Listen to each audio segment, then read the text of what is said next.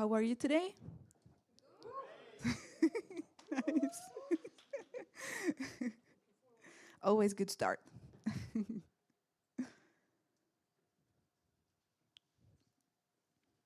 Perfect. Good evening, everybody. Welcome to our next tech meetup hosted by Mews, Make, and Superface. Thank you very much for Make for providing us this beautiful space. I hope you will all enjoy it, exploring it.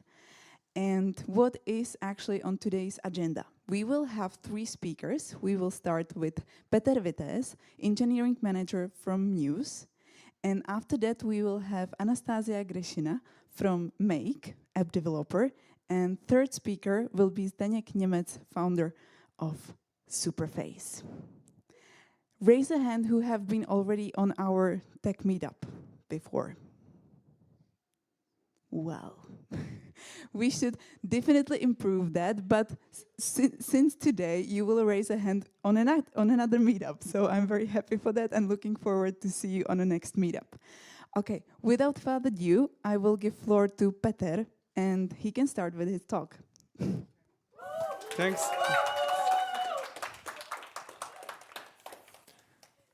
All right, so I guess you can hear me. So, hello everyone. I'll start. So, imagine yourself that you are running a hotel inside of a busy city. Guests are checking in and out, and reservations are constantly changing. That's basically the reality of the hospitality industry. That's a world where time, guest experience are at utmost importance. I'm Peter Vitéz. I'm an engineering manager at Mews, and I will be talking today about the technical challenges behind the first hospitality API that we developed at Mews. I will not talk just about that. I'll talk also about the solutions that we provided, and at the end I will leave you with some hopefully useful takeaways. So, agenda for today, yeah, as I said, from Mews. So I will first talk about what is actually Mews, what we are building, why we are building it, and I will walk you through why it actually makes sense to build a public API, why it is important to have it, and most importantly, what is the role of a design, why you should design it good from the start, and why you can screw up your design and you have to fix it later. Then, of course, we'll get to the technical challenges, and we'll get to some solutions that we at Mews developed. So, what is Mews? Mews is a cloud hotel management software that was developed in 2012, and during the COVID crisis, we actually found out that it doesn't have to be just hotel related. It can actually work outside of the hospitality industry. It can work with all sorts of reservations, whether it is booking of barber shops, or whether it is hourly booking at the barber store, or whether it is monthly parking spaces. So doesn't have to be solely working with the hotels. That said, we actually already have more than 4,000 hotels around the globe, and we have currently more than 1,000 employees. At least that's what last time I checked. Yeah, also around the globe, but predominantly in the Czech Republic, where is the headquarters, and all around Europe. It wouldn't be an API Innovate talk if I weren't talking about our public API. So there it goes. We call it Connector API, and it started actually just 1 year after we were founded. We currently have more than 1,500 integration partners who are extending or building on top of our solutions. Our marketplace is there to provide a place where you can register this integration, where you can connect them to your hotel, or where you can basically enable or disable those integrations. At the same time, these integrations are built on top of 150 endpoints that we expose, and we daily transfer more than 3 billion entities, which isn't that bad. So if I continue with why it actually is important to build an API, why should someone have a public API? So there is a lot of domain expertise outside of Mews. There is a lot of innovative minds outside, and if you expose your system outside, they can build a lot of pretty good solutions on top of it. They can extend on your already great solutions and provide their expertise to it. At the same time, you don't really have capacity all the time to build just everything in-house. You have to give opportunity to others to build on top of it. And over the time, if you do it, they can build a really nice ecosystem. They can improve what already is or can be a great system. So at the same time, we at Mews really love the automation. So just with the Zapier last year, we automated more than 1.3 million operations that could have been done manually, but that saved us like many hours of manual work. And at the same time, it gives you a competitive advantage. So if you have a great public API, or not just public API, great tech, it attracts not just devs, it attracts other people to use your solutions, it other people to integrate with your solution, and it just overall contributes to a better system.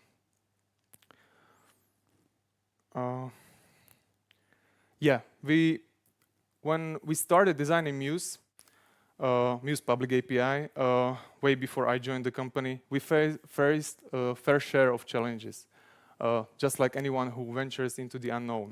And it's essential to acknowledge that our solutions weren't that great. And I will be talking about that today. So as our design wasn't flawless, we have to have a way to evolve on our API. We have to fix it. So it's really important if you're starting building your solution to think about how you're going to be improving. It sounds pretty weird, but you really need to think about that your initial design isn't always perfect. So, and especially in a rapidly evolving tech world, you have to weigh and to adapt, and it is vital for lasting success. So it is also not just about making those changes, but it is also about communicating them outside. You might make a change that makes sense, and you feel like it is a bug fix or something that really like improves your solution, but it can break partners because it's something that wasn't communicated well. It's something that they didn't or they weren't aware of, and it can build their system. So it builds it can break the trust that they have in you. And finally, the consistency. That's really a key, because there is nothing worse than a developer that has to navigate through the waters of like inconsistencies. And it's not ideal if you have two endpoints and one of them is essentially really similar to the other one, but in the background it behaves completely differently. So that's the time when they're starting to look at the different competitor solutions. That's the time where they are not really happy with what you are doing. So about the technical challenges, let's talk about them. So by growing of our partners, we started to experience more timeouts. They started to pass or move more data through our API, and they come into the situation where they were not really able to fetch the data. But they were blocked by the technical limitation of our system. And you might think like it is really industry standard to have a pagination there, but in fact we actually added it there just 2 years ago. So but it's there finally, and it's not really that straightforward, even though it's a simple change. It's not like you can really roll it out there and enforce it, because you are breaking the partners essentially. So you have to roll it in a way, or we rolled it in a way that it was backward compatible. We did it in a way that we added a field that if that field is provided, or that field is provided, we started breaking up the results in the smaller chunks. That's essentially what pagination is. And this way, so it was a backward compatible change. There are currently two solutions that or two ways how you can implement the pagination. Either it is a cursor or the offset pagination.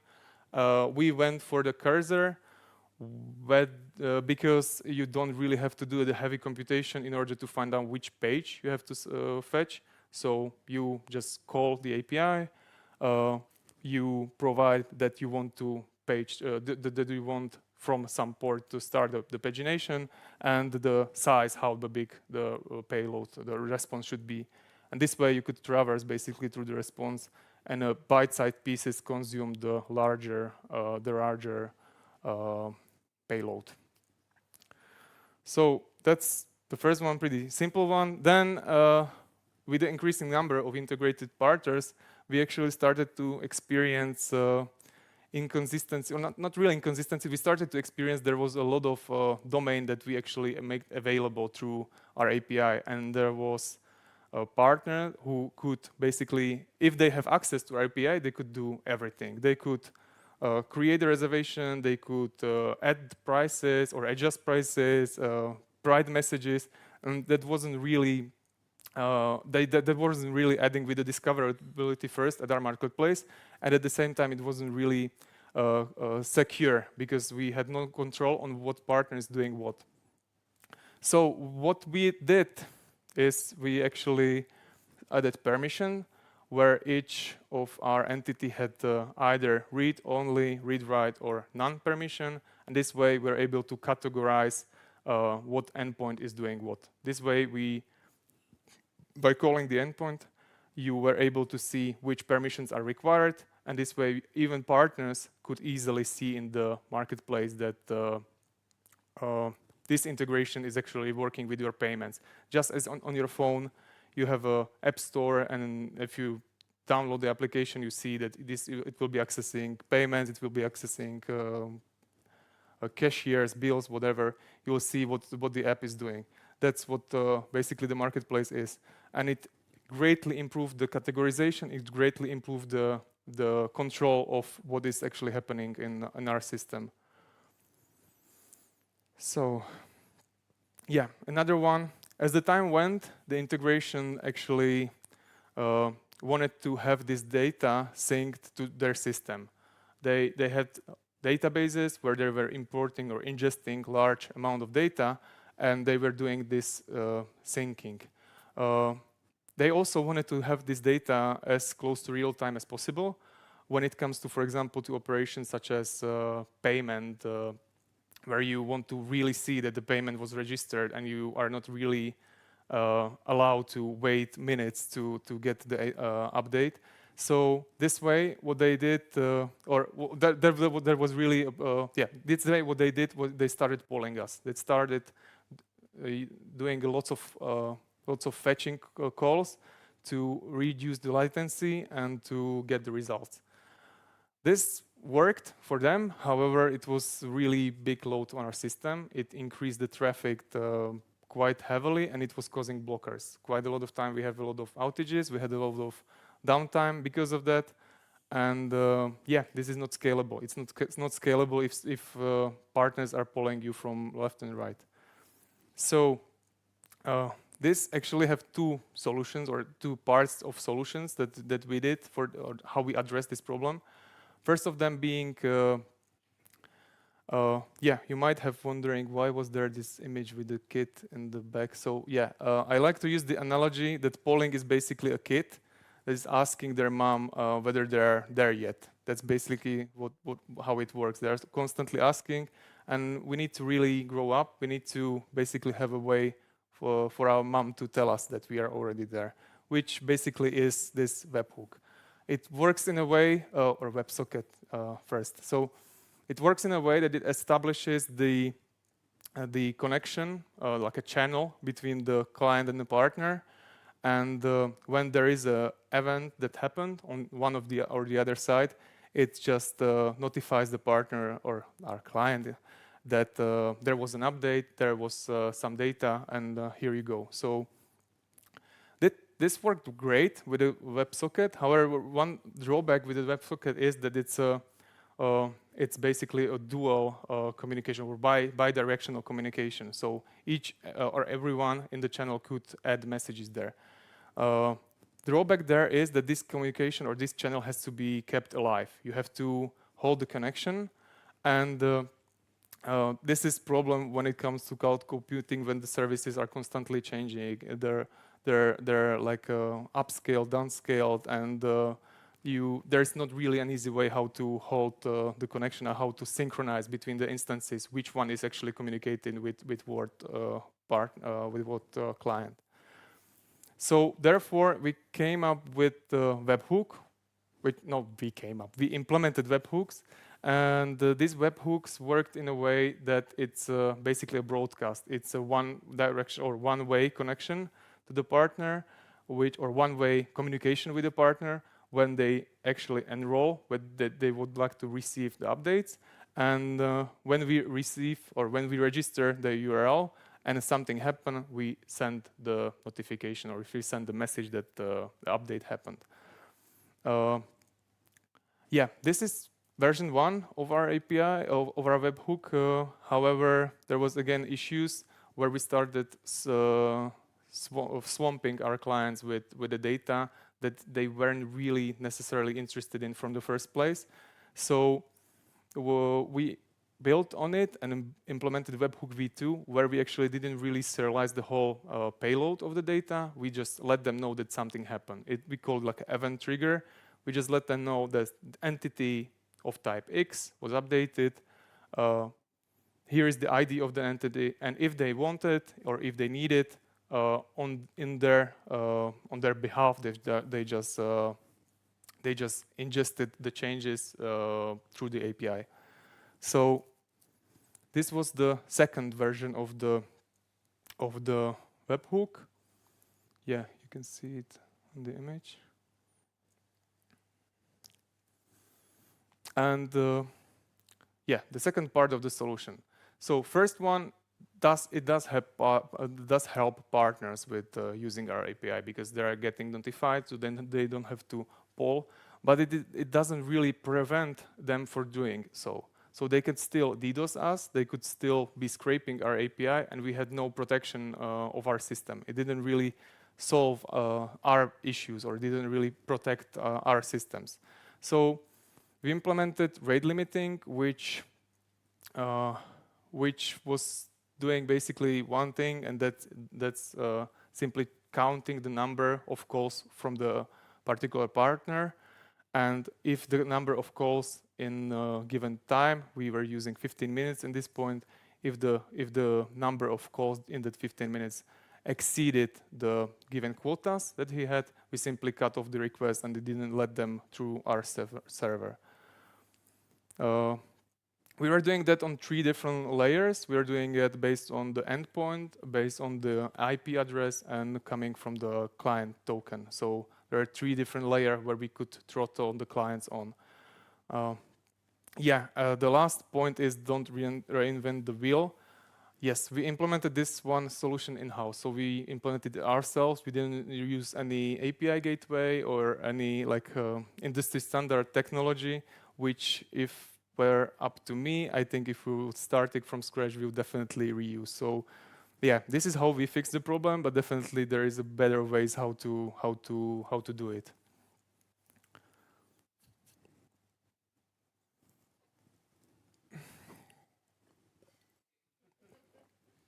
So about this one, our open APIs actually started to be used by data warehouses. Data warehouses are the large databases where are importing our hotels data and are doing all sorts of reporting on analytics on it. So these these data sinks were pretty problematic from the way that most of them couldn't use webhooks, couldn't adapt webhooks, so they didn't really have to, and sometimes even pagination wasn't helping because it was just too large amount of calls.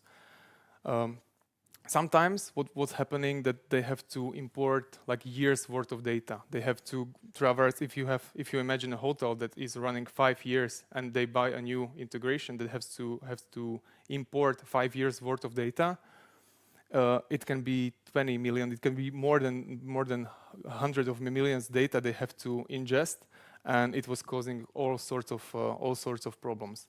Not only because sometimes we have an endpoint that is not performing ideally. It has some calculations behind it. It has some complicated logic that has to be done in order to fetch the data. So what we did?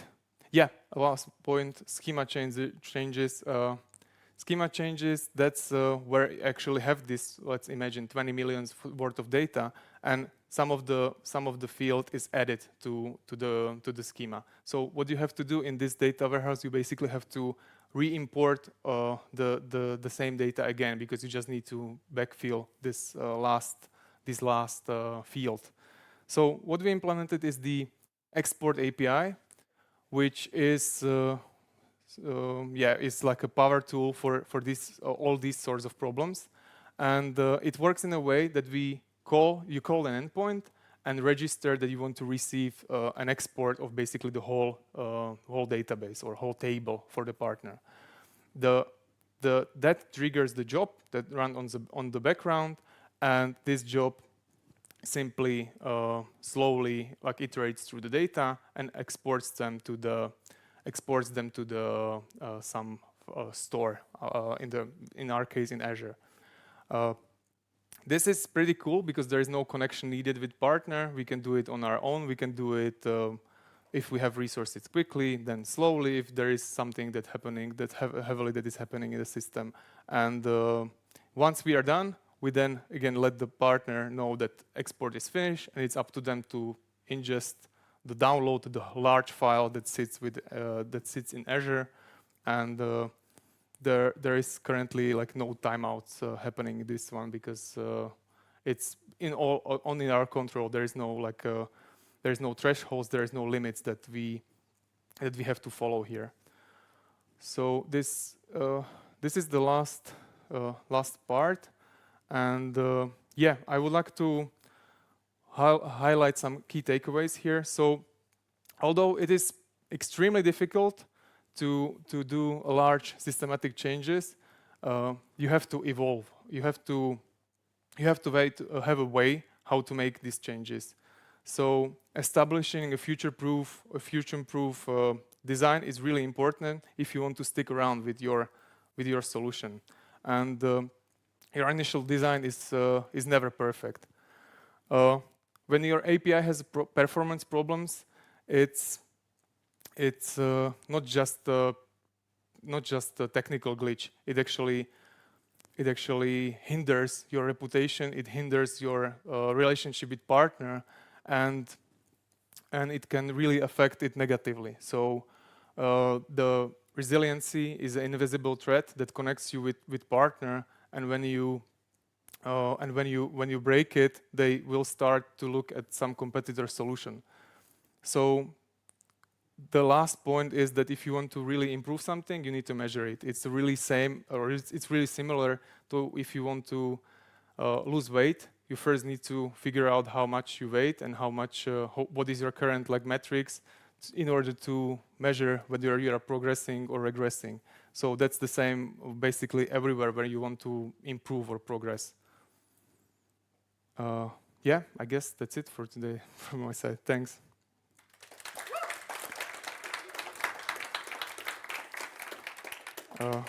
And any questions?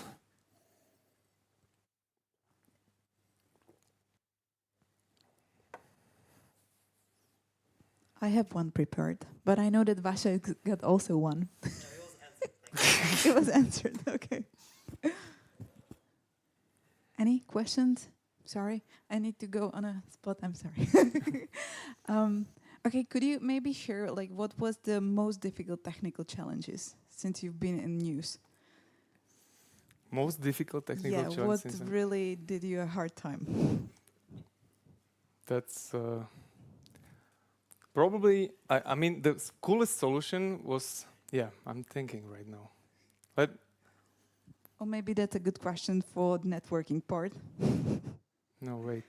Yeah, I think the biggest problem was when we were doing pagination, when we adopted this feature. What was happening there?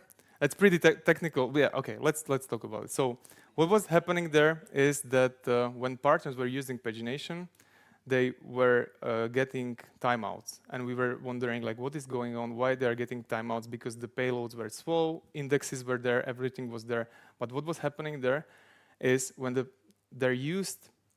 when they were using the pagination, it actually changed the execution plan, because a SQL Server somehow, or when the pagination parameter was provided, because we were using cursor pagination, it at the end of the SQL query adds these like filters how they want to retrieve this page. And when this was done, it actually changed the execution plan from the SQL query plan, and yeah, it was timing out. So we have to actually consult it with our like SRE team, and they actually consulted it with Microsoft, and they were doing all sorts of discoveries there, and they found out that we have to actually ignore the query optimizer in order to fix this problem. So right now, we basically, when the pagination is used, we have it's called hint. We are giving a hint to the query optimizer not to optimize. And that's bring the optimizations. So, yeah. Noted. Thank you, Peter. Yeah. Thank you for your presentation. Big applause to Peter once again, please. Thanks. Before we jump in to another talk, you might wonder, who is this lady talking to you? Because I forgot to introduce myself. So, hi, everyone. I am Carolina. I work as a tech community manager in Mews. And also, I'm saying hi to everybody who's watching our live stream, and I support them also to put the questions in the question field. So, and I know that there are no questions for Peter, but I'm pretty sure that there will be during the networking session, and you will stay with us right till the end. Depends on the questions. I will not have any more. Cool. So I would like to welcome on the stage Anastasia from Make. Is she here? Perfect. Can I unplug it? Yeah. Yeah.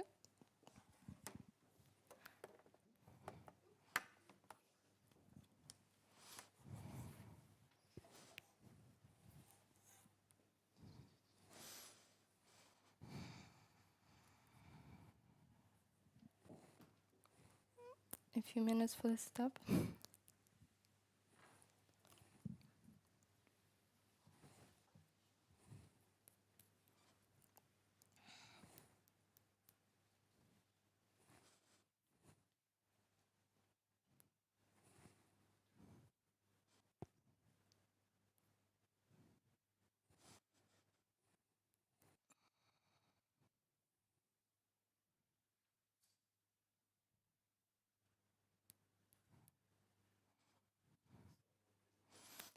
It will be there.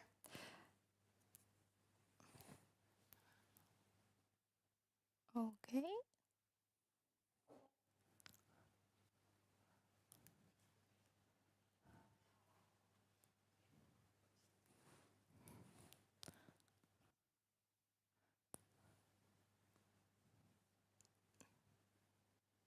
The operation start is not always perfect, but hi. I'm actually super happy to see you all here today. And before we start, let me introduce myself. I'm Anastasia, an apps developer at Make, and I'm bringing APIs to non-developers. And in the next 20 minutes, I'm gonna share with you how you can do the same, and how does it work, how long does it take, and what problems it might help you to solve. Because when it comes to an APIs, you as a developer are usually searching for a fast solution that doesn't take much budget and can do basically anything.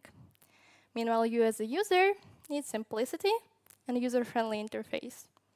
So here we are in the situation where you as a developer want people to use your API, but you as a user might not know how to do that. And I will show you how to make it easy. But before we do that, I want to ask a question. How many of you already know what is Make? Please raise your hand. OK. That's actually pretty funny, because we're in the Make office today.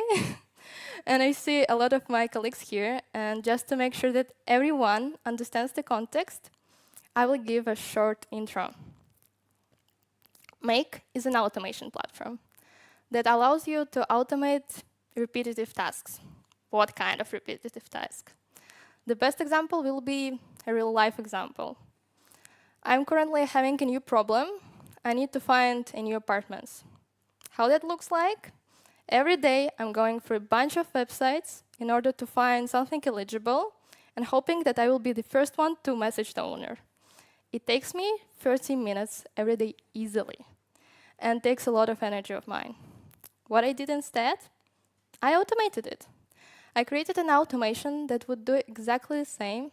It would go through multiple websites, scan the listings based on my filters, and once something new there, it would send me an email immediately. Then I would get a notification on my phone and text the owner. Magic. Make is exactly the tool that puts powers in your hands. It allows you to build all your crazy solutions and solve a bunch of your problems in one spot. And as we love to say it here, the only thing that might limit you is your imagination. So, but back to the APIs. Those bubbles that you see right here, actually API integrations. And we call them custom apps. So far, we have around 1,500 of those, meaning that we have already integrated 1,500 of APIs to the platform, which is a lot, but still not all of the APIs available out there. So what we did, we created an apps builder platform, which allows you to integrate APIs in a fast manner, on a tight budget, and for free.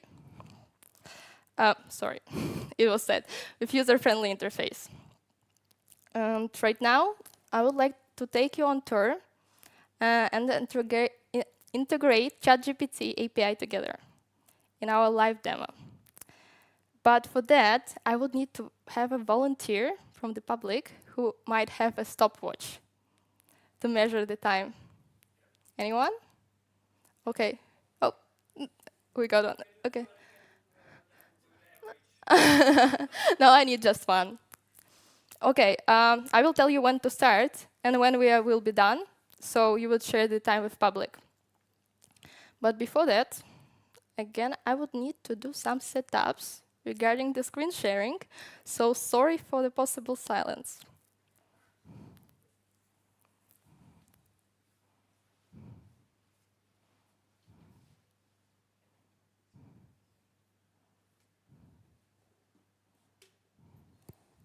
Do we see it? Perfect.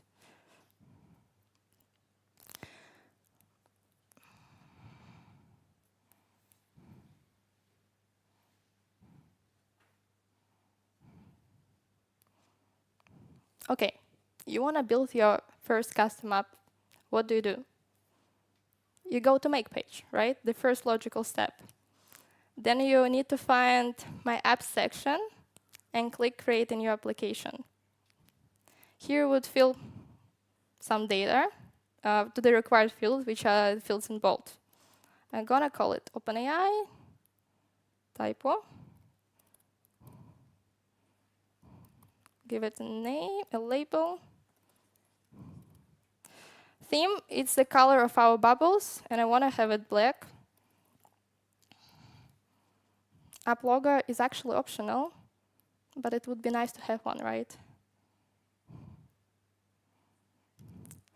OK, at this stage, we just created something.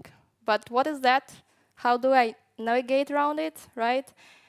You feel lost, I would say so. And in order to make it easier for you, I would like to build an association.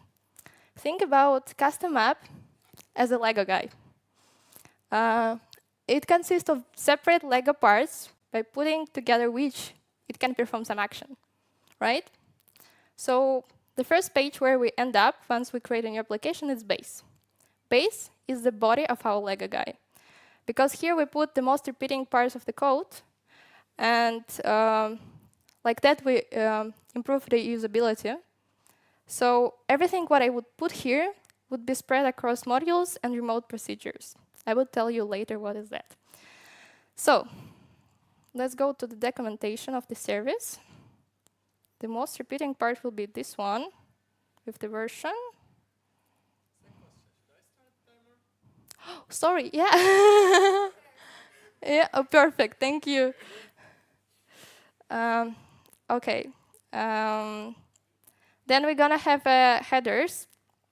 The ChatGPT is using API key for that.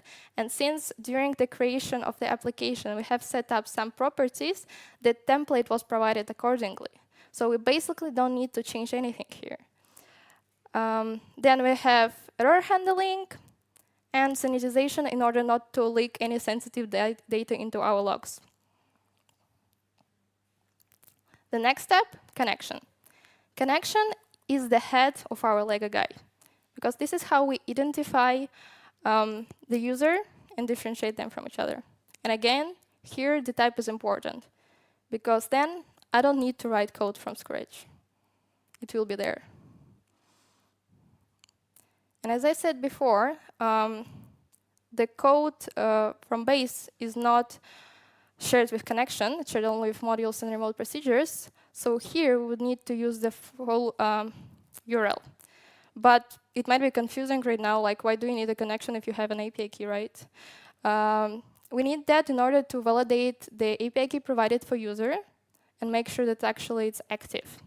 So that for that purpose, I would pick some get endpoint that does not require any input fields, like mandatory ones, and just call it. So it will be list modules.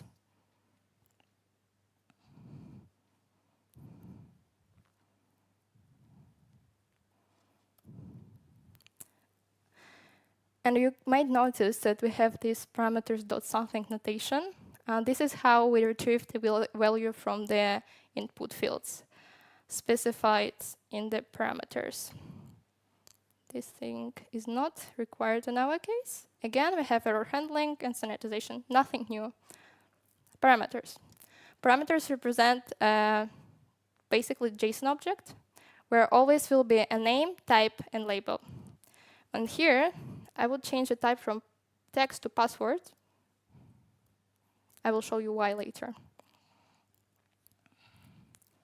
Okay, modules. Our hands and legs of the Lego guy.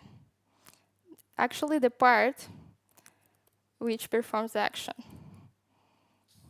So again, I'm filling the required fields, giving it some description, clicking save. And at this stage, you can actually see and touch what you already created. Going to the scenario, searching for the application which I just created. Here is the module. First thing, connection. It's our head. We need to identify who are you for that purpose. Remember that I changed the type from text to password in order to not leak any information on this live demo. So let's check. It's a success. There was no error message, meaning that the call passed and the data is saved. But right now we're seeing some fields which don't feel relevant because they provided in the template as a sample. So let's go there.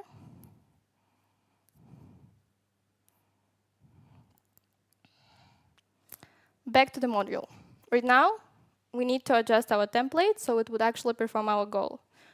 What was our goal? To create ChatGPT. So we can use relative endpoint, because the module will take the base URL from the base. Method is post already. Headers also will be taken from base. And parameters, in order to save you and me time on the boring typing, I will copy-paste it. But basically, what is that? It's the parameters from the ChatGPT API documentation. Again, they specified in the form where you specify the key under which it needs to be sent to the API and input parameters from which value should be taken. Input parameters. It's actually my favorite part, because here you have all control on making it like most user-friendly as possible. Because each field, it's like its component, so you don't need to create everything from scratch. You can use already what's there, as in Lego. So you have model. I'm gonna give it a label.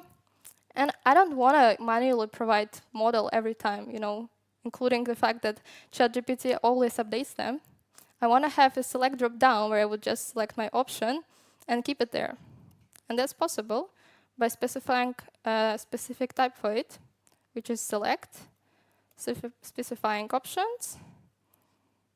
And again, I would need to do some copy-pasting. Each option is represented as an object with value and label key. OK. The next one will be messages. And this one is probably the most tricky one, because if you come back to the communication or back office of our module, we don't specify any structure here. Even though if we would check the documentation of the service, it's an array of objects. We don't do that because we can do everything inside the parameters by specifying a proper logic there.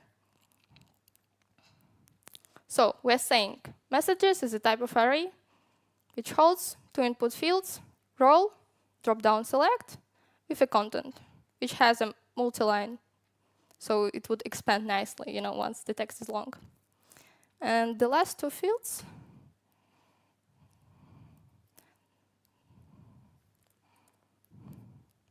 they are optional, so we're not saying that they are required.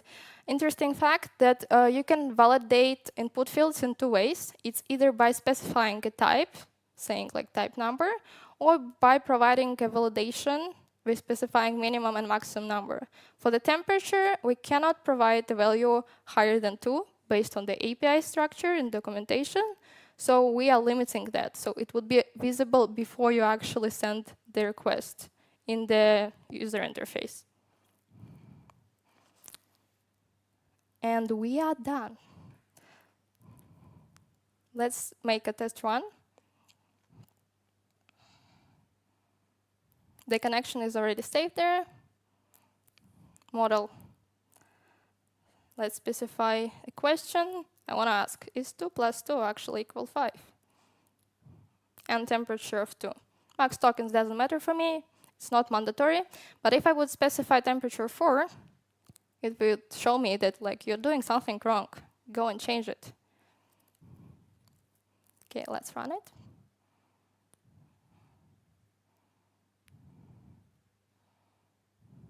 Might take some time.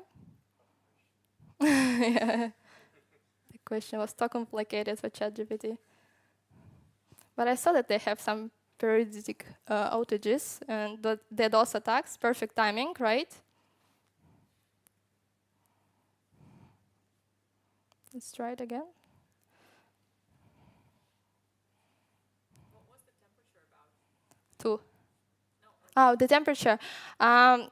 If you can go to the API, to OpenAI specification, but what is basically, it defines the randomness of the words that it's gonna provide you, so it would not use the repetitive words in its answers. The higher the number, will make the output more random. Yep. So, any progress? Not today. We're actually not getting a response from the server. Apparently, ChatGPT is not handling it. Oh, here it comes. We got an answer. It's successful. And let's see. It's actually equals 4, not 5. That's sad. OK, and at this moment, we can stopwatch. What was the time? 9 minutes and 52. Oh, OK. Amazing. But I want to share a tip with you. If you want to go advanced, let's say, you remember I mentioned the OpenAI changing their models every time. I think they released the ChatGPT 4 Turbo just recently, like a few days ago. So me as a developer, I don't want to go there and manually change those options every time, right? So let's handle it differently. For that purpose, we would use remote procedures, create one, call it models. Specify the connection because we need to use the API token of the user. Use our endpoint, which will be relative to the base. A few things that we need to change here. In the response, we iterate through the array of objects. And for that, we would need to check the response example. Here, it's data. And also another note, they don't have name. They have only ID. So, sorry. So no one would disturb us. Back here. So in order to represent the data properly, I would need to iterate through the proper keys. And as I said, we don't have a name there. So what I can do for the label, I can still select ID, but implement a function on that would capitalize the first letter. Let's test it right here, whether we get any values. So we would not run far and can fix the code quickly. Yeah, there are. Those are our options, which another way we would hard code. Let's see them inside the module. So that we would need to refresh the scenario.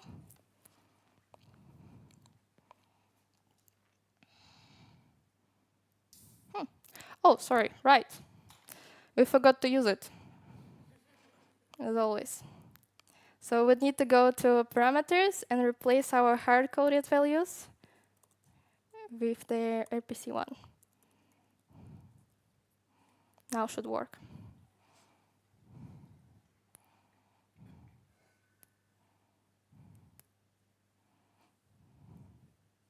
And it's there. We can search for GPT-4. It's also there. Magic. OK, back to our speech. Let me do some black magic of the setup.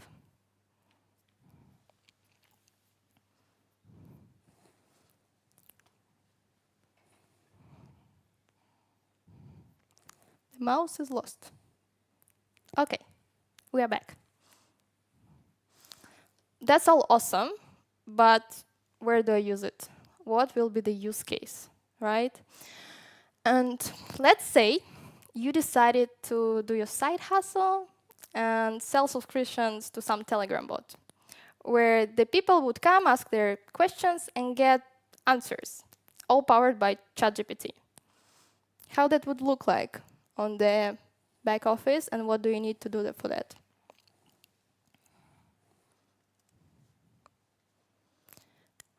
We can use just 2 applications and 3 modules within one scenario. Starting with webhook, which would be waiting for new messages to arrive. Then it will be ChatGPT, where we actually would send the question from the user.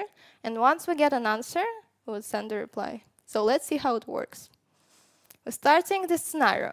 Webhook is waiting for a new message to arrive. I'm, as a user, starting the bot, but that's not the question. So the whole scenario is not getting executed, and the request is filtered out. Next try. This time, it's actually a question. It passes the filter, sends a question to ChatGPT, and immediately sends an answer to the user. works like magic. Thank you. So let's recap. What is that? It's a quick way to integrate API and connect it with thousands of other APIs in one place. How long does it take? Slightly less than 10 minutes, right? If you don't go advanced and start basic. What problems it will solve? Of course, I'm not telling you to forget all your code bases and coding skills, but in case you need to automate something and you don't want to care about storage, deployment, and other hardcore things, you just need to build something fast and powerful, and on limited budget, custom apps might be a solution for you.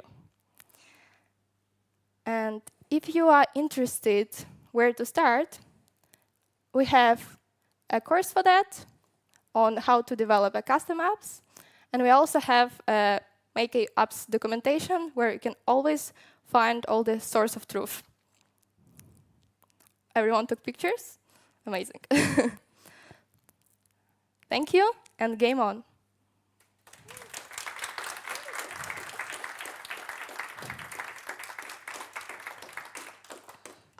Any questions? Yes. You mentioned that like that in Make it's more than 1,500 apps, but is it possible for me to create some endpoint? But what if I need only one endpoint? If I don't want to create the app, for example, is it possible to create only one endpoint somehow? Like Okay, repeating the question for our live audience online. We have on the platform more than 1,500 of apps, and if you as a user wants to integrate just one endpoint, what do you do? Basically, you can do what we just did, but if you don't want to complicate things, you can use a special module created for that on the platform, which called HTTP module, and just provide all the required fields there, and it will work like magic for your automations. How do you measure scalability? We don't measure scalability. We are a cloud-based service, so scalability is... Scalability from the business perspective, right? So you're saying that, for example, this application saves time in terms of development time, or it makes it easier for the users to create something to integrate. How does your company find information about how much time it saved, or how easier it was, or how much it helped the company to scale because they were using your application? Okay, so the question is, how do we measure the scalability based on our users' results, right? Our customers speak up, actually. They're coming and saying, hey, we used to have a whole department of people pure that, doing that job on daily basis. Right now we have 5 scenarios which do all that instead. We saved millions of dollars. That's just awesome. Did I answer your question? I think so, thank you. Yeah. Of the using Make. Okay, as I mentioned, for building an application, you don't pay anything. The only thing you're paying for is how many operations you executed and the amount of data transfer. We have planning mentioned on our website. You can check it. I just don't remember it by heart. Are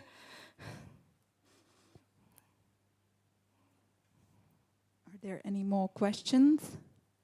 Peter, I'm running too. Sorry to make it hard for you.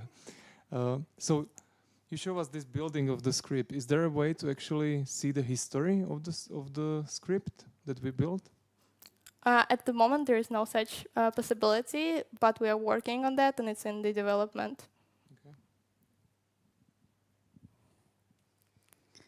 More questions? Okay, big applause to Anastasia. Thank you for your talk. Thank you.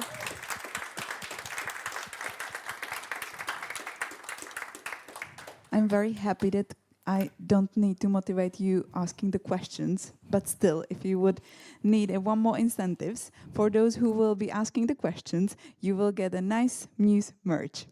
And before we will give floor to Zdeněk, founder from Superface, we will have a 5-minute break if it's still valid. Okay, so see you in the 5 minutes. Thank you.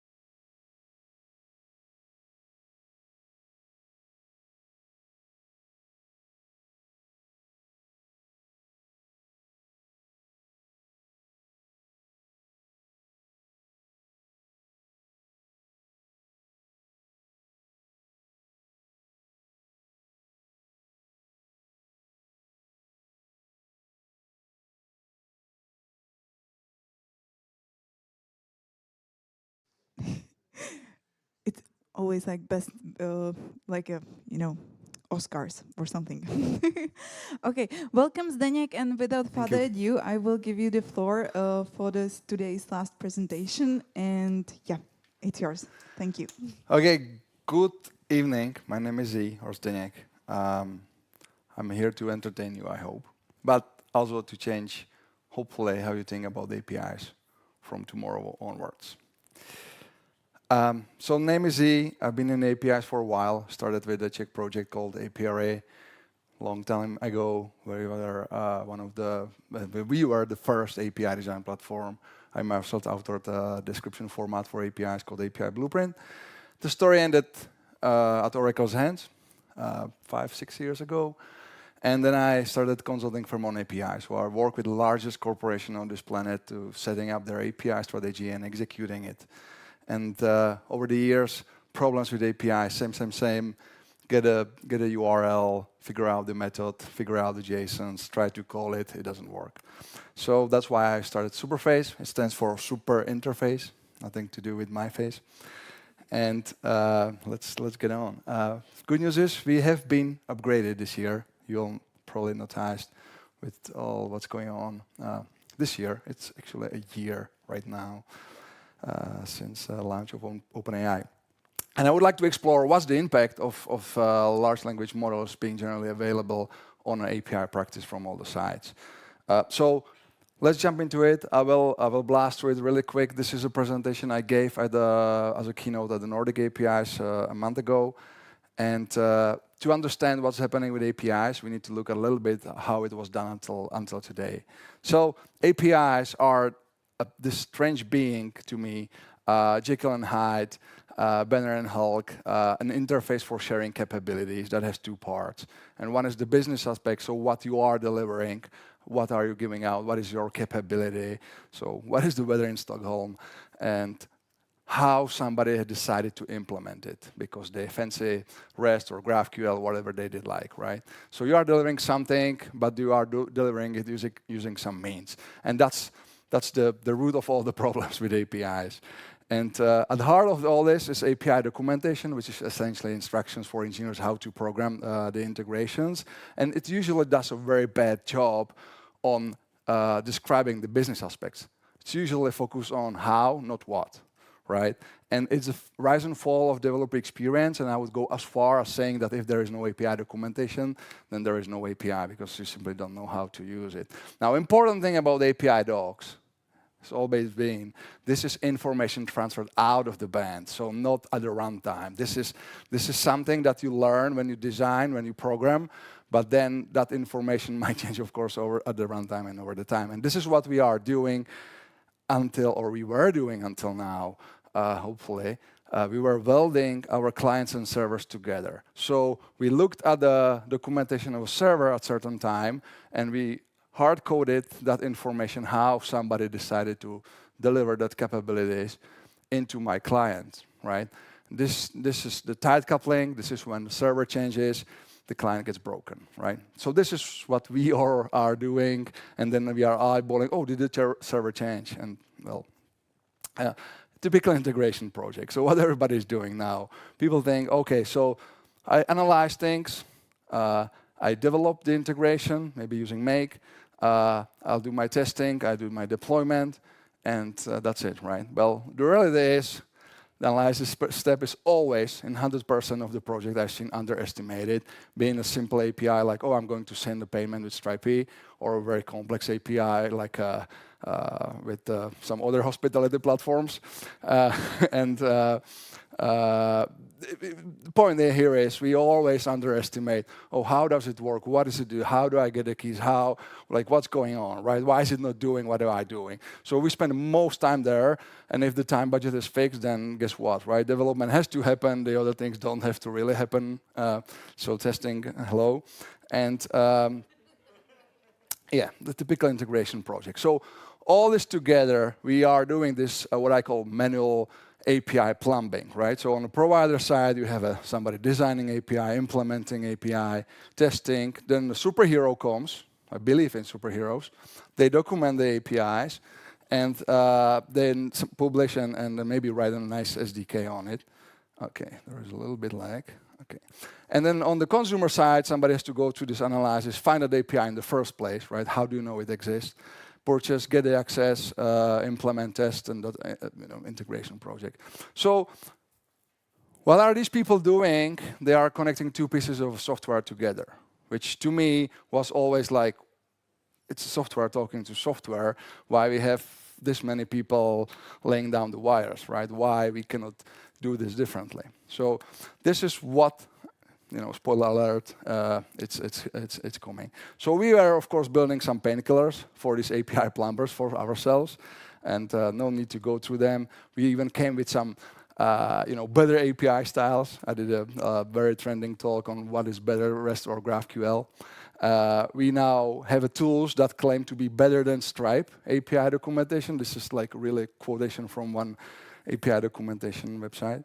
And we all do this in the hope that the API won't change, right? So moving to today, what we can do. We can use AI to minimize the plumbing work. So let's look at how this works. So essentially reducing the time from the analysis, right? That integration project I was talking about.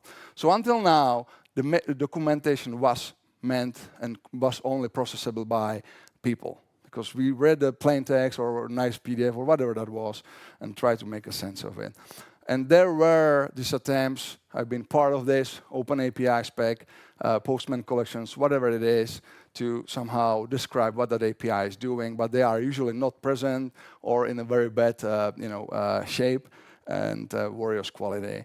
And I want to mention one thing here. We are using AI to get the plumbing faster, but this is not about getting to the code faster. It is about reducing this analysis step, right? Everybody can code almost these days, and this is not about using CodeGen to generate the code. Yes, it will generate the code, but it's about to reduce that time spent in the analysis.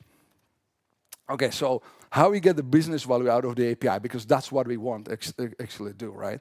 And so you can start playing with the ChatGPT, you can do some smart prompting or some other large language model, whatever, and chances are it doesn't know the API you want to use in the first place, and even if it knows it, then it's too big, and probably, you can get somewhere with prompting if it knows the API. You can use a GitHub Copilot, which I think it's a better way, slightly better way, same problems, but it's more like developer friendly. If you are a developer, you probably don't want to chat with a chatbot.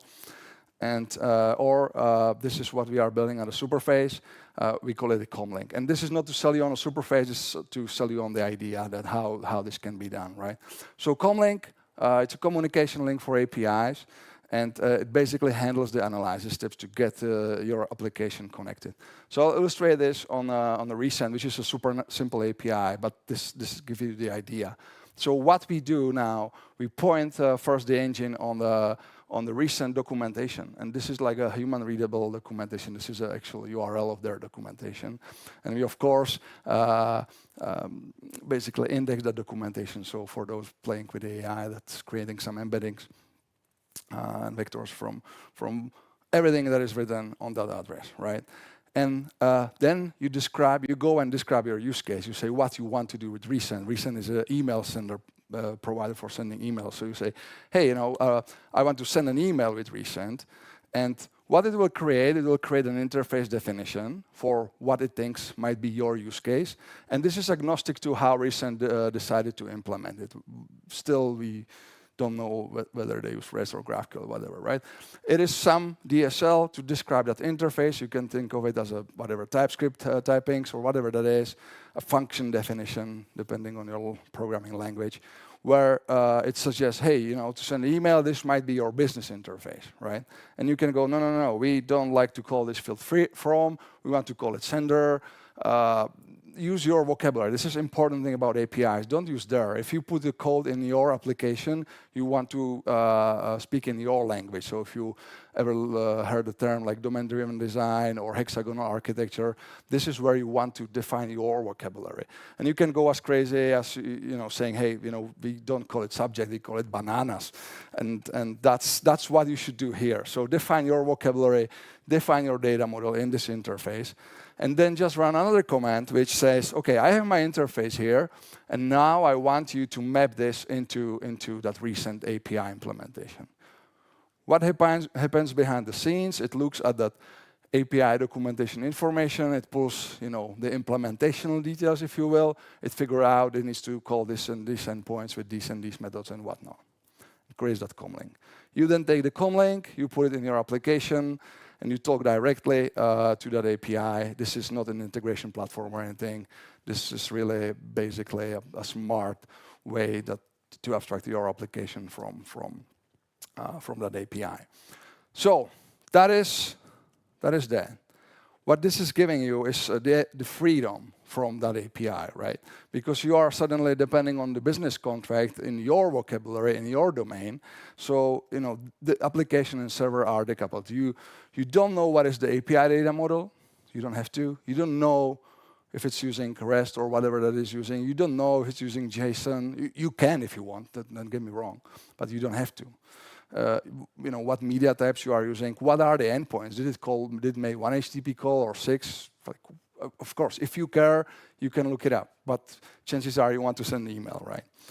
And so what is this doing is abstracting you away from that implementation of delivering that capability. You are still tightly coupled with the capability, so they have to deliver the capability of sending email, right? So if they do a breaking change, what happens? Well, they can change from REST to GraphQL, and as long as they still deliver that capability of sending emails, then rerunning this AI engine will basically just update the mappings.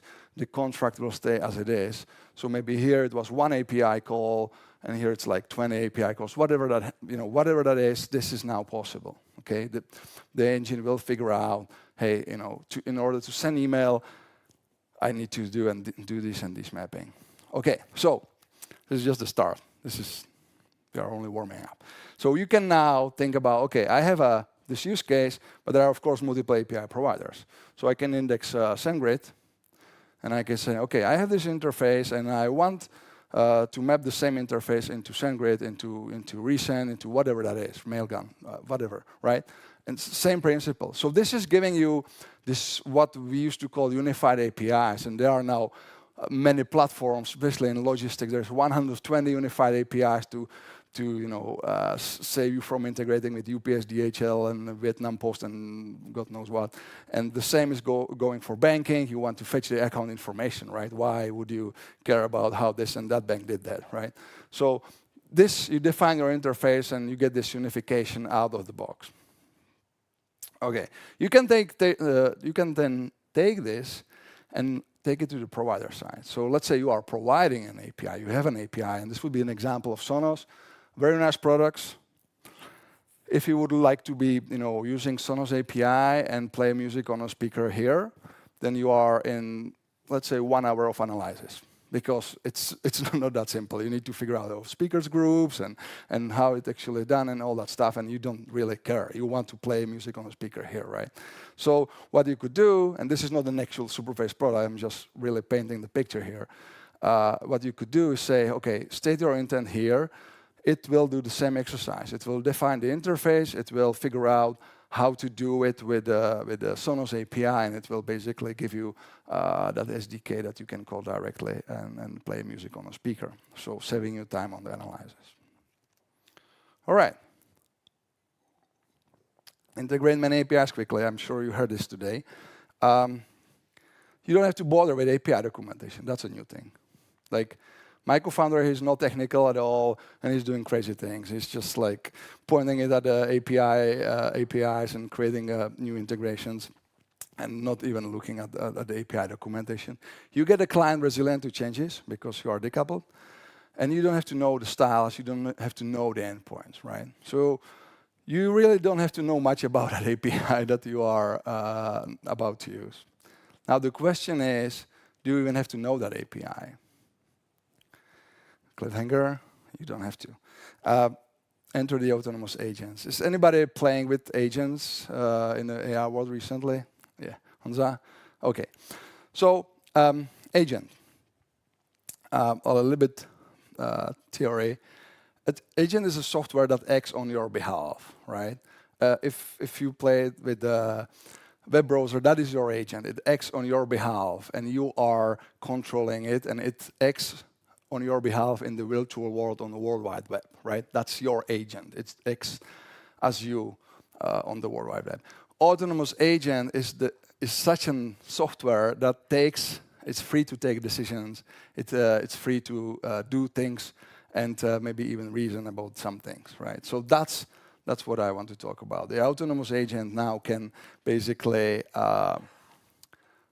make decisions, and that I have to put a question. I mean, the asterisk here because very many people are afraid of this.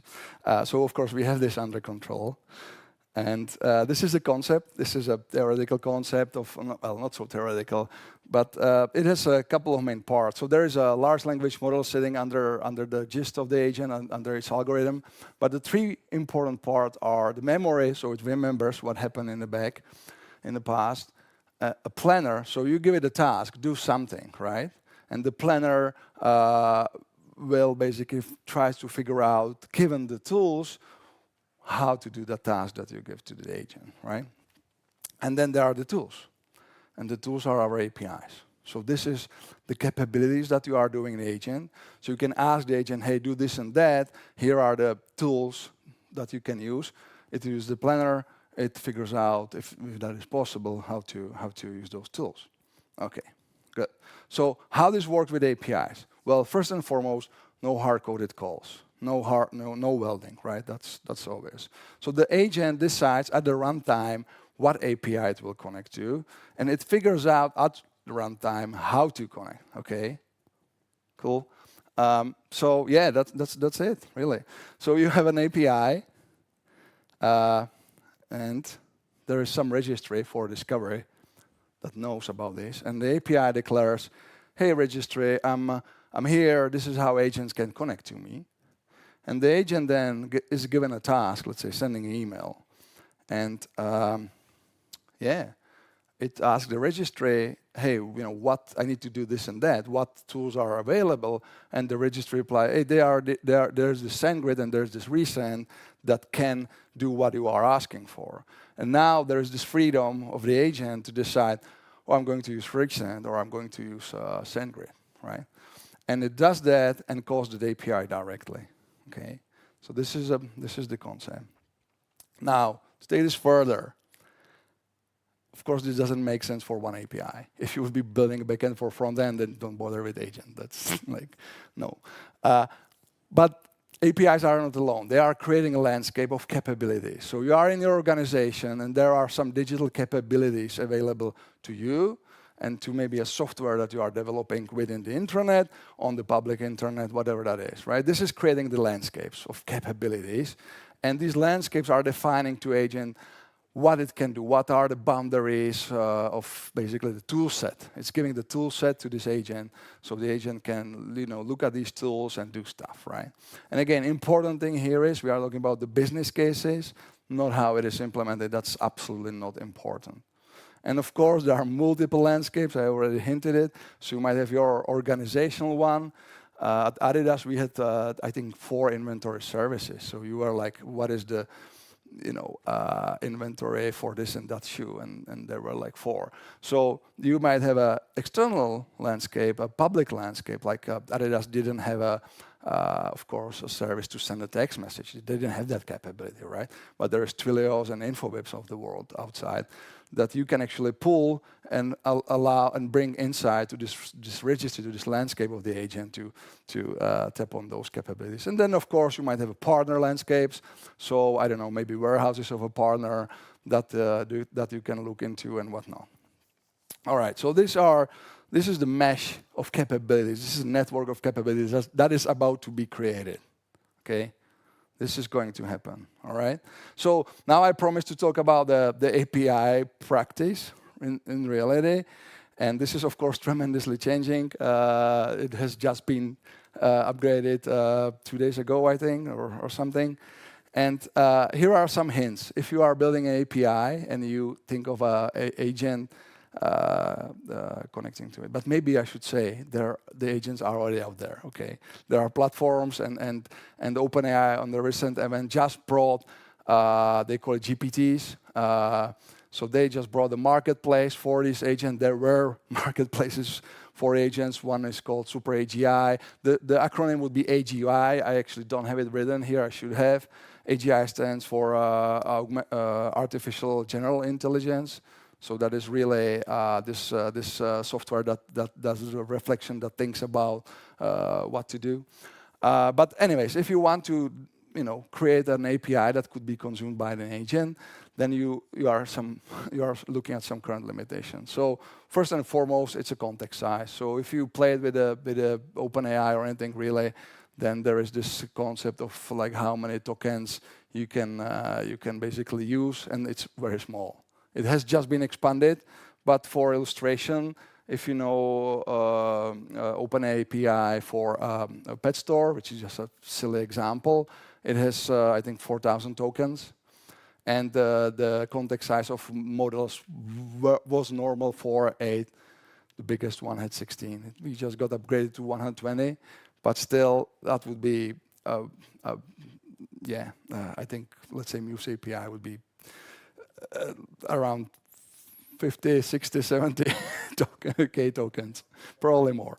Yeah, so just to give you an idea, you just cannot dump the API into information about the API into LLM and hope it will work. You will probably run out of the context right at the start. So that goes, of course, to the bloated API design and the numbers of APIs, aka tools the agent can consider, right? And this is just one API. Like if you want to have hundreds of API in the landscape, then it won't fit in that context, right? And this goes back to our documentation for humans. How bloated it is, how is it well documented? Basically, that's still true. And of course, right now, most of the agents out there, they don't handle anything else but some sort of RESTful APIs. So now some hints on the practice.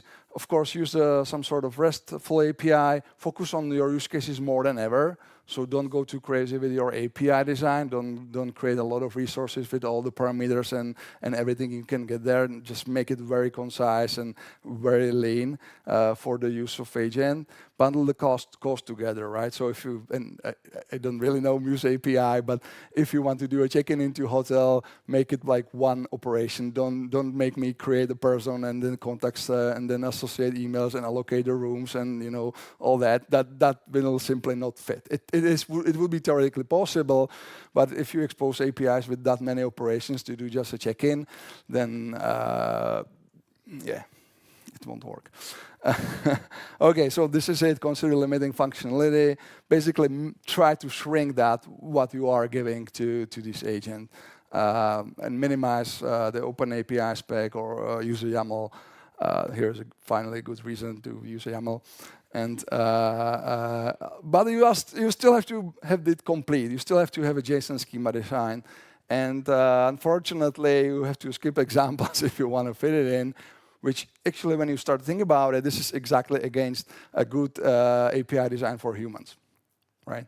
In a human API design, you want to have a lot of examples. You want to have everything explained.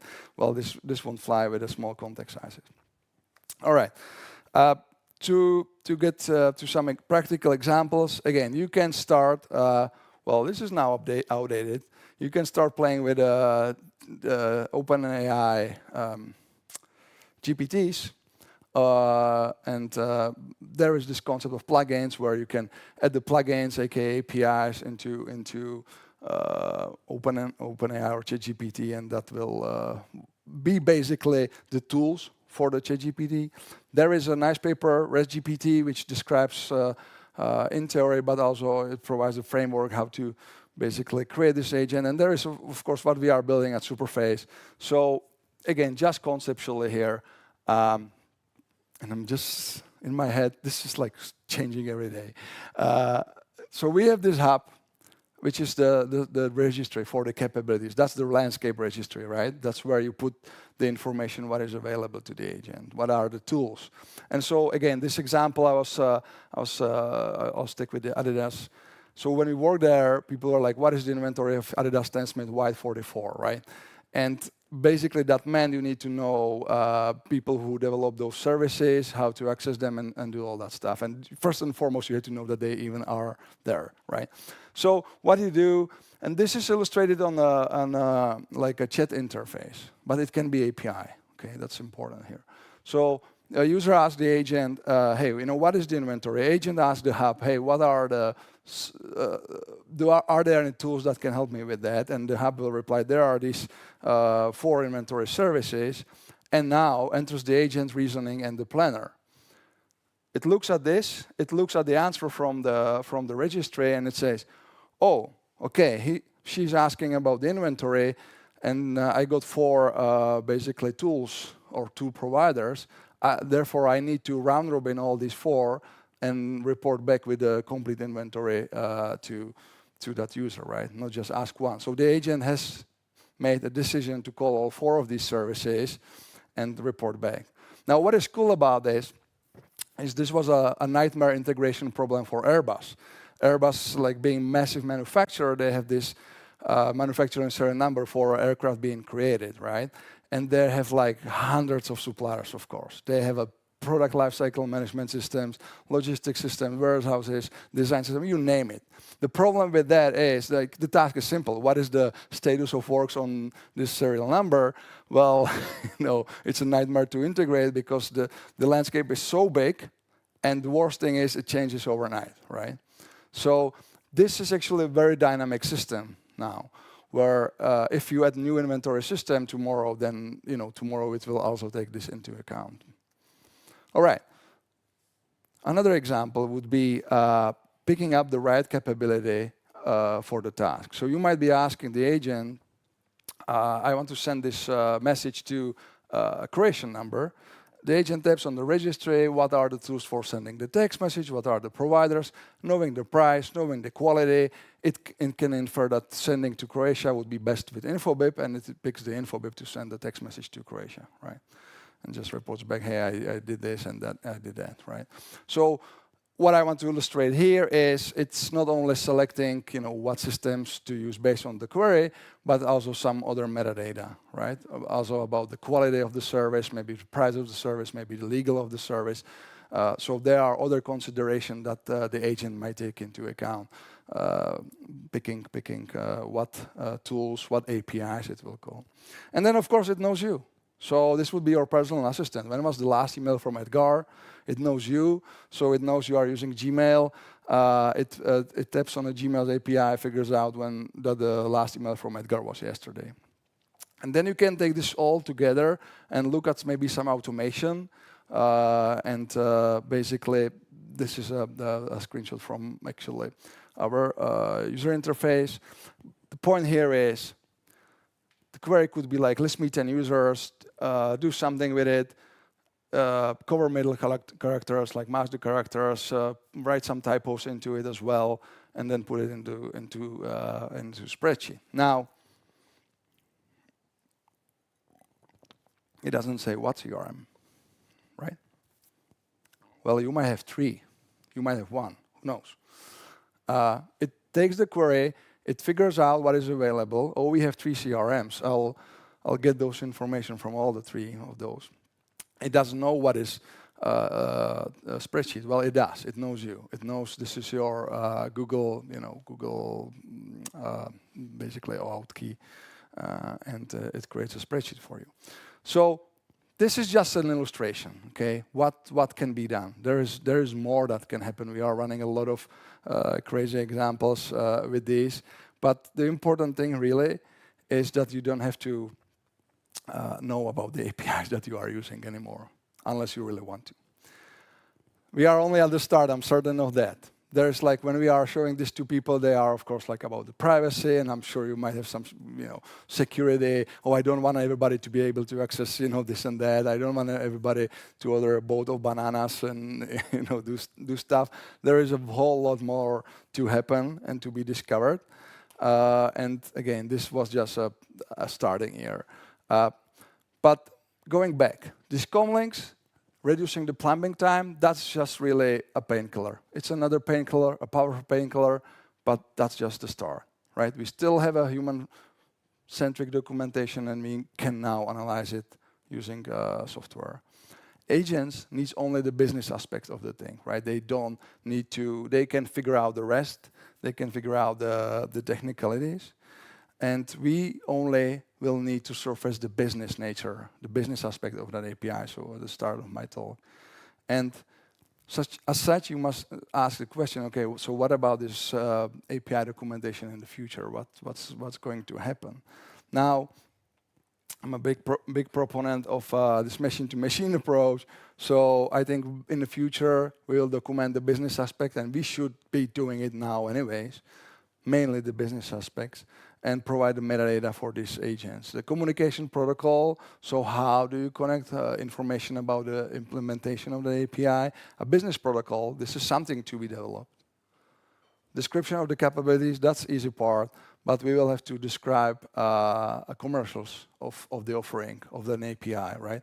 Or SLAs, or legal aspects. So this all needs to be digitalized now, so this agent can actually enter a contract on your behalf with another company, or on behalf of your company. And of course, we have this is where crypto enters, because how do you make a deal between two parties that don't trust each other, right? So smart contracts and stuff. So that might actually be a very nice application here, where you have two pieces of software entering the contract on behalf of two legal entities. But that's for another talk. Legal aspects I mentioned. So this is, again, me just thinking forward.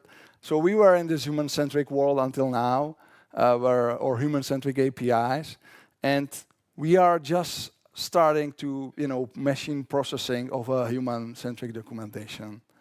And we are going to see first self-describing APIs, meaning they will provide us information about how much does it cost, what are the legals, what are the metadata. I would say 2 years from now, or actually a year from now, almost. And there will be this transition period where we'll have a documentation for the old API guys that will describe all these technicalities, and at some point we'll move to a machine only. So you'll be just describing, here's my business, this is what I'm offering, this is the legals, this is the commercials, and here is where your agent can connect, and it will figure out the rest. Okay, so that's all. Thank you.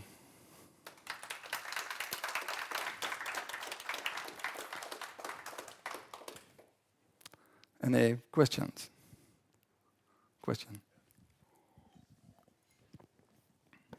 Could you maybe go back a bit? There was a slide where some person communicated with an agent to get a list. Exactly, this one. So whenever I hear AI, I think non-deterministic. Of course. Yeah. Yeah, what's the inventory for a product? Yeah. Actually, yeah, it could be this one. Actually, the example I think was when you asked someone asked for a list of emails. Yeah. Give me, like, when was the conversation with Edgar or something? It's my example. It could be that, but like a list of 10 emails, and then. Oh yeah. Oh yeah, the screenshot. Yeah. Hold on. It's a little bit slow. Yeah, something like this. Yeah, that's your so you said something like, email from our CRM, and it's a system where we actually have 3 CRMs, and you said something like, you don't have to know. Yes. But then this comes back, and I sit there and wonder, did you really query all of them, or will the response tell you, here's where? Yes. So like how can I trust? I have trust issues. This is one of the questions to be. The trust question is something we will have to build over the time, right? This is what this industry. There is some comment. You can just request for another column to say, tell me from which CRM. Yeah. No.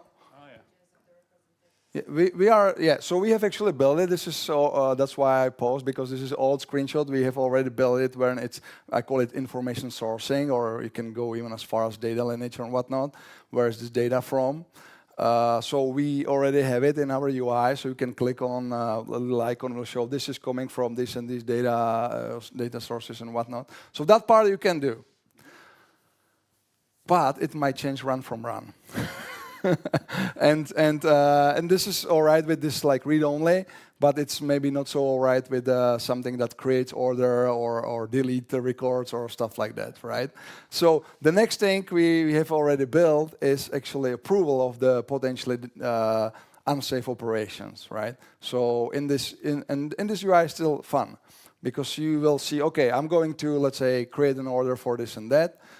These are the inputs, and I'm going to use this system. Do you want me to proceed, right? And the human operator says yes, and then that's nice and shiny. Now, once you move to automation, when you want this to happen automatically, then that's where the fun starts. Like, how do I know this information or this run or rerun of this workflow is doing really what it was? Because these LLMs are statistical, like, projections, and what was a result yesterday doesn't have to be a result tomorrow, right? So the reproducibility of the same result, that's maybe where it gets more interesting. But sourcing of the information and approving some tasks that can potentially, modify systems and state, then that's easily done in the UI, and we already have that. Okay, thanks. Yeah. Any other question?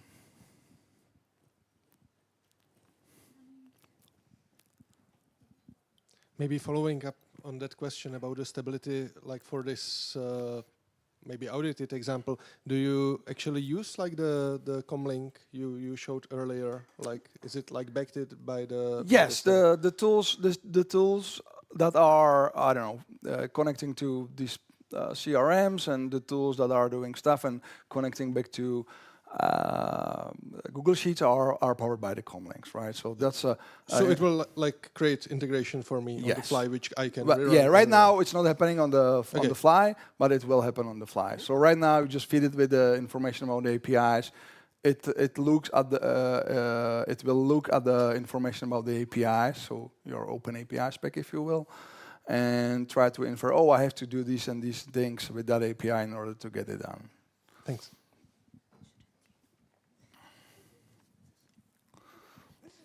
Any more questions?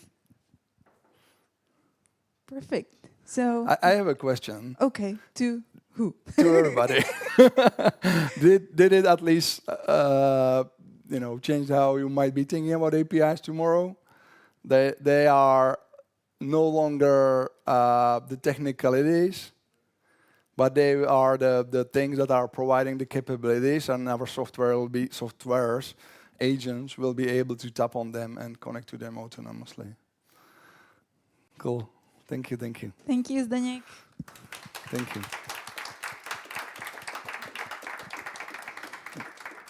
And I have great news. Pizza is here. But before that, I would like to invite you to our next tech meetup. Actually, it's one of our edition of Tech Uncovered meetup.